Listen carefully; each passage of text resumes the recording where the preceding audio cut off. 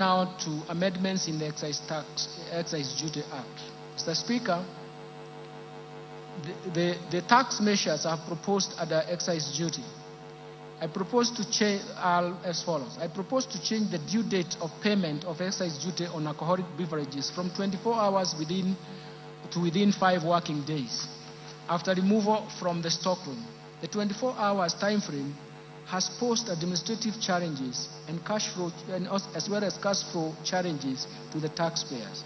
Mr. Speaker, to protect local assemblies and create fairness and equity in taxation, I propose an introduction of excise duty on imported fully built motorcycle at the rate of 10% of the customs value, in addition to specific tax duty rate of Kenya shillings 12,952.83 per unit, whichever is higher.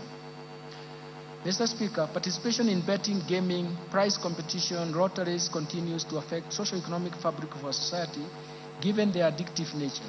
Mr. Speaker, last year we raised the excise duty on these activities from 7.5% to 12.5% to discourage participation.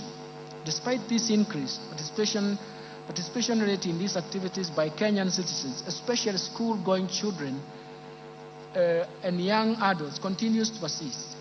To further discourage this behavior, I propose to increase the excise duty tax rates to 20%.